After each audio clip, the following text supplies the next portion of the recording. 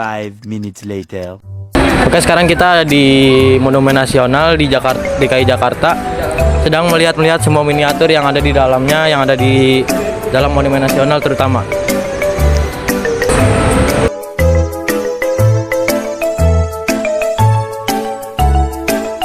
Oke teman-teman, sekarang kita lagi ada di dalam Museum Nasional ya. Nih di depan kita ada miniatur Monas ya. Oke, assalamualaikum warahmatullahi wabarakatuh. Ini mau ngeliatin awal mula Candi Borobudur dibangun. Oke, kita lagi melihat miniatur sejarah Muhammadiyah didirikan pada tanggal 18 November 1912. Oke, sekarang kita lagi melihat Perang Aceh pada tahun 1873 sampai 1904.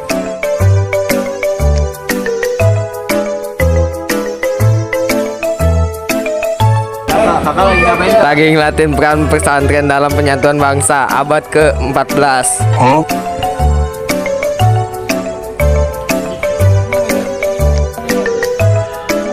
What the hell, boy?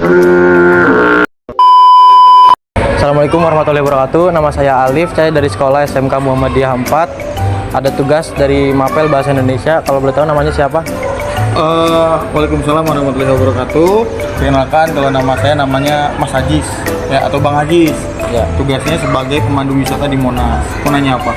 Pertanyaan pertama, apa saja sih yang bisa kita lihat di Monas? Oke, jadi di Monas ini ada 4 wisata yang bisa kita kunjungin selama kita di Monas. Yang bisa kita lihat, apa yang bisa kita datengin. Yang pertama namanya Ruang Museum Sejarah. Nah, yang kita lagi tempat ini namanya Ruang Museum Sejarah.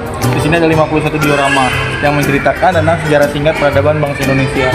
Yang kedua namanya Ruang Kemerdekaan, ruangan yang spesial di Monas. Apa spesialnya? Di sana tuh kita bisa dengerin rekaman suara Bung Karno dan melihat softcopy naskah proklamasi. Yang ketiga pelataran Cawan, mangkoknya Monas. Jadi tingginya 17 meter, luasnya 45 kali 45 meter. Kalian bisa ke sana ya.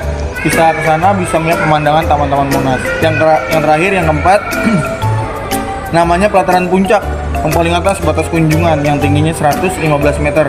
Kalau kita ke sana, kita bisa melihat pemandangan kota Jakarta.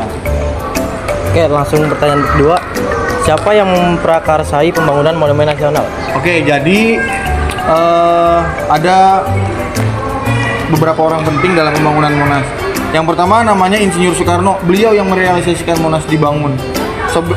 Sebelumnya Bung Karno ini mendapat ide atau gagasan dari namanya Bapak Sarwoko Martokusumo. Yang ketiga arsiteknya namanya Bapak Sudarsono, dan yang keempat namanya Bapak Ruseno. Dia sebagai penasihat pembangunan Monas. Gitu. Apa lagi? Lanjut pertanyaan ketiga, kapan Monumen Nasional mulai dibangun? Dibangunnya tanggal 17 Agustus tahun 1961 sampai tahun 1967.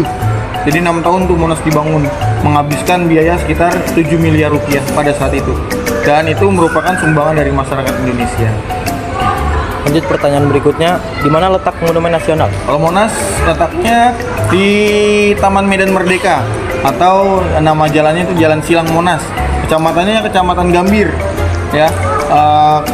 Jakarta Pusat, DKI Jakarta, Indonesia. Mengapa Monumen Nasional didirikan?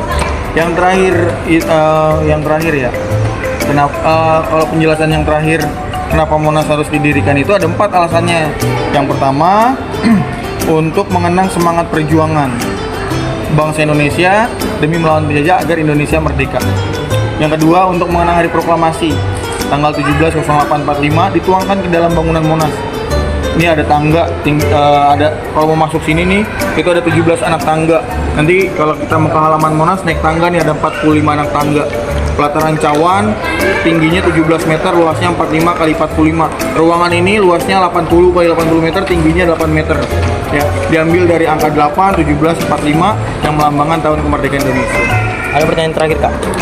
Bagaimana proses pembangunan Monumen Nasional dilakukan? Jadi proses pembangunannya itu ada yang pertama tuh ada desain sayembara ya. Sebelum Monas dibangun itu ada yang Bung Karno tuh membuat desain sayembara desain yang dimenangkan nggak ada yang menang, 2 kali sayembara desain itu nggak ada yang menang. Adanya yang juara dua kali kejuaraan itu cuma juara 2 yang diambil gitu. Yang pertama Prediksi Laban, yang kedua Bapak Sudarsono. Juara 2-nya itu ada 2 orang ya, Prediksi Laban dan Bapak Sudarsono. Kalau teman-teman lihat di Google cari informasi arsitektur Monas itu ditulisnya Bapak Prediksi Laban. Dia itu mau bangun Monas cuman terlalu megah, uangnya nggak cukup buat bangun Monas, maka Bapak Sudarsono lah yang diambil gitu buat ngebangun Monas.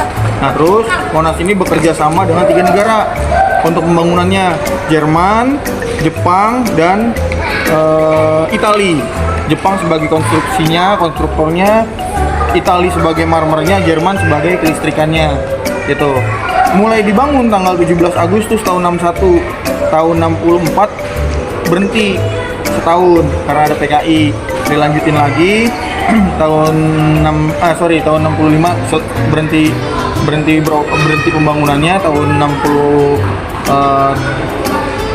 67 dilanjutin lagi gitu, terus sampai sekarang.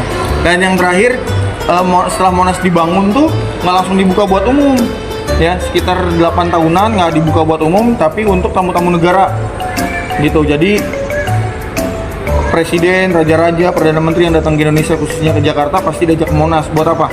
Buat menunjukkan kebesaran bangsa Indonesia. Barulah tanggal 12 Juli tahun 75 Monas secara resmi dibuka untuk umum. Yang ngebuka dulu tuh Gubernur Jakarta pada saat itu, namanya Bapak Ali Sadikin. Terima kasih atas informasi yang diberikan. Semoga bermanfaat buat kita semua dan bisa dipelajari untuk selanjutnya. Terima kasih ya.